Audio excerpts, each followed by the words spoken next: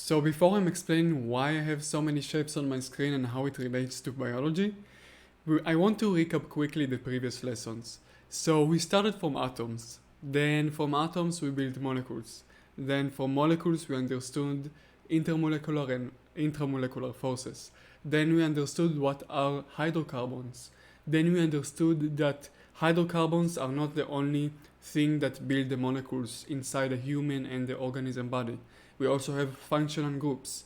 And now that we have a general idea about functional groups, we can finally start speaking about biochemistry and chemical reactions that happens inside our cells.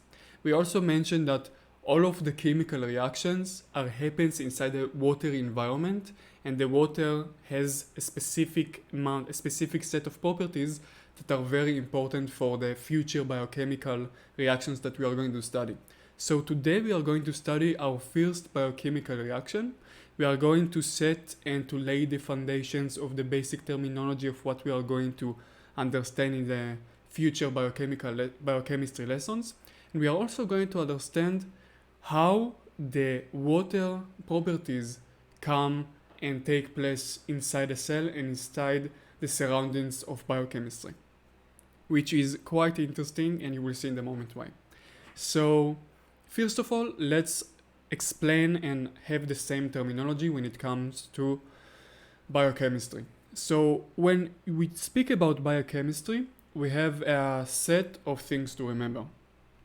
When we have a single unit of anything that build a bigger block, a bigger structure, we call it a monomer. So as you can see here, I've drawn 3 sets that are made, each one are made from a single type of unit. So this one is made from many different blue circles. The other one is made from many different squares. The third one is made from many different triangles. All the 3 of them, this one, and this one, are called polymers.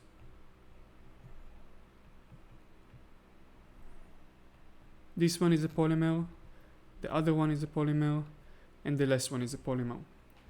Poly, in a scientific terminology, means many. Mono means a single one.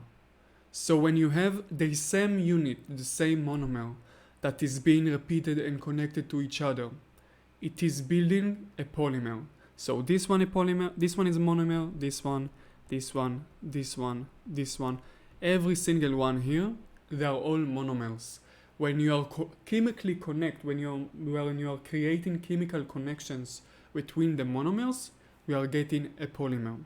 So a polymer is being made from many of the same units of monomers. The same from this one, and of course this one. Now that we understood the basic terminology of monomers and polymers, let's take it another step further. So in order to create something from a single unit to multiple units, and to create chemical connections between all the units, you need to spend the energy. We are going to talk about what is the type of energy we use in biochemistry in the future, but just now remember, we need to spend energy in order to go from a single one to multiple units connected together with the chemical reactions. And we call this process anabolism. So anabolism is the process of building from smaller particles a bigger structure. When you go the other way around, when you want to break down the big structure and to take away its monomers, its smaller units, we call it catabolism. And catabolism in our body produces energy. So for example, when we eat something, and we eat a bread, for example, and this bread contains carbohydrates, and the carbohydrates are made from sugars, and the sugars are made from glucose, and the single units of these very long chains of carbohydrates are all made from a single unit of sugars called glucose and other sugar molecules as well that we are going to study in the future. But remember, the glucose units are the monomers. And our body produces energy from breaking down the following molecules into the smaller structures. So we have catabolism and we have anabolism.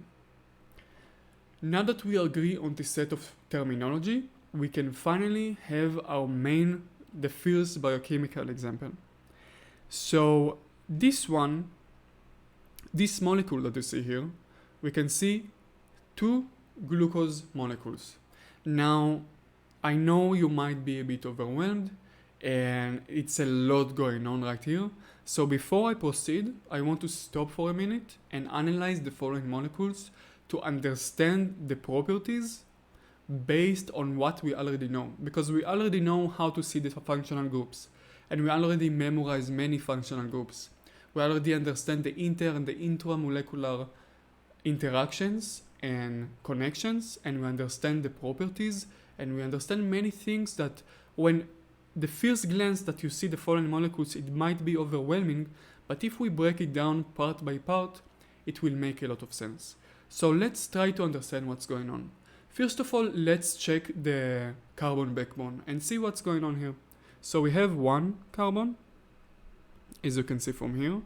This one is a carbon, this one, this one, this one, and this one. And there is this connection between the carbons that we should remember from our previous lesson, the functional group, which is O that connects two carbons. Do you remember what O between two carbons means? These functional groups, it's an ether. And let's go to our table that we used in the previous lesson and go to ether. As you can see, carbon connected to another carbon gives us the ether. It's very important to remember. Another thing that we see here, another functional group that we can recognize, it's alcohol. And alcohol, as I mentioned in the previous lesson, is very, very polar. It creates a permanent dipole inside the molecule. Therefore, the polarity, the boiling point and the melting point will be very high as well. And as well, if you take the following molecules and you stir them around water or any polar solvent, the following molecule will be able to break down, molecules will be able to break down and become a solute inside the solvent. So we have this one is an alcohol group, and this one is an alcohol group, and this one is an alcohol group, and this one as well. So we have a lot of alcohol groups inside this molecule, which means this molecule is very polar. So polar molecule. Glucose is polar. As well as we remember that OH, the alcohol, also gives us hydrogen bonds. And hydrogen bonds are one of the strongest intermolecular forces. So hydrogen bonds. This is what I do when I first saw a molecule. First of all, I analyze it based on the things, the tools I have already, and then I proceed to the next process. The same thing I mentioned is also, of course, relevant to the other glucose molecule. I mentioned two glucose molecules. I illustrated two glucose molecules because I want to show you how the actual reaction that we talked about at the beginning of the video, how the connection of the molecules actually occurs, which is very, very interesting.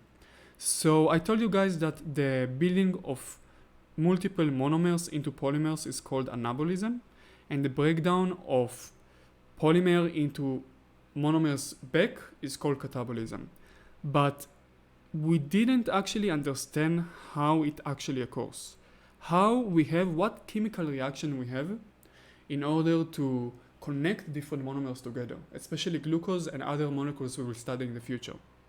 So this process of connecting the following glucose is called dehydration reaction.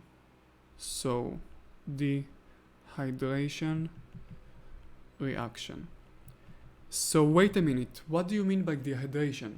Okay, so this is where water comes and makes sense finally. We said already everything in the biochemical environment occurs inside the water environment, which means that these two glucose molecules right now are inside a cell, for example, and the glucose molecule are surrounded by billions of water molecules around them. And the water molecules are taking very active part when it comes to biochemical reactions. In this reaction, specifically, we have dehydration, and dehydration, as the name suggests, is the loss of water molecule. In order to connect the following molecule, we are going to lose a water molecule from the reaction, and we are going to put it in the watery surrounding inside the cell. We are going to lose the atoms that build water from the glucose monomers that you see here, and then we are going to connect the following glucose monomers. I know it's a bit confusing, but let me take you step by step on how the dehydration reaction actually occurs. So in order to connect the following two glucose monomers, we are going to need to take a water molecule. And water is being made by 2H, 2 hydrogen, and 1 oxygen molecule. So where do we have 2H and 1 hydrogen molecule? Over here. We have here, in the one alcohol group, and we also have one here, in the other one. And if we take away this part, and we take away the H on this side, what do we get? We get H2O outside of the molecule, the two molecules. And then we can build and we can create an ether bond between the following two.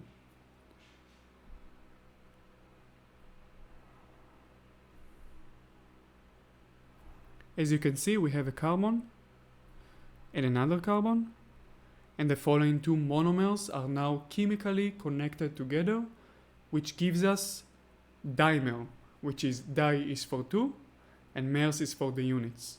So now we know what are monomers, dimers, and polymers, and now we know what is the dehydration reaction that happens inside the water environment of the cells, and what happens when we lose the water molecule and how we connect the following molecule. Now I would like to remind you that this process of losing the water molecule and connecting the two glucose monomers to create a dimer, or in the future polymer if we keep connecting glucose, requires energy. And we are going to talk about how we get the energy for this reaction in future lessons. But right now, remember, this is called anabolism. It requires energy because we build from smaller structure a bigger structure. That's good. But what happens when we actually want to go to the other side, to the catabolism, and we want to break down the following dimer? In order to do it, we just follow the same thing that we just saw, but the other way around, reversed. So when we want to lysis, to break this connection, we use something called hydrolysis. Hydrolysis. Hydro, which means water, and lysis, which is breakage of something. So we use a water molecule from the water environment we always talk about, and with lysis, we break the bond that form between the two monomers. And then we see water enters here, and then we have the reform of the following molecules, the following functional groups. We get the alcohol groups back again, because you can see that the O that was here went again to the other glucose. The H from the water molecule from the surrounding that we are using went to create the alcohol group again, and the what left from the water molecule, which is functional group called alcohol, went and connected to the other glucose. And this is the other way to create two monomers from dimer. And this is called hydrolysis. So now we understood what is the basic terminology that we use when it comes to biochemistry. We understood what are monomers, dimers, and polymers. We understood what is anabolism and catabolism. We understood that in order to create a bigger structure from smaller units, we need to spend energy. we understood that in order to gain energy back and to convert the energy back, we can break the bigger structure into smaller structure through catabolism. And we understood that many different chemical reactions, specifically when it comes to connection of glucose and many different molecules that we are going to study in the future, can connect together through a process called dehydration and can break from each other in a process called hydrolysis. We also realized that from the name itself, we can deduct what is the process and the purpose of the following function, the following reaction. So hydrolysis means water breakage, lysis is breakage, dehydration is the loss of water, dehydration. We understood that poly is a lot, mono is one, di is two. And you will see it come over and over again in the future as well. So first of all, when you try to understand something, try to understand what is the meaning of the name, then try to analyze what you get. We analyze the glucose molecules first of all. Before we saw them, the first time we saw them, we first of all looked at the glucose molecules and we tried to use everything we studied so far in order to understand what's going on and what are the properties that we can expect from the following molecules using the toolset that I teach you during the following lessons. And this is something that you should do for every different lesson. Every time you see something new, try to wait a minute, analyze what you see, and then just keep going forward. And that was the first lesson for biochemistry and real biochemistry, and I hope it made sense. Make sure to comment below any question you have, and I will see you next time.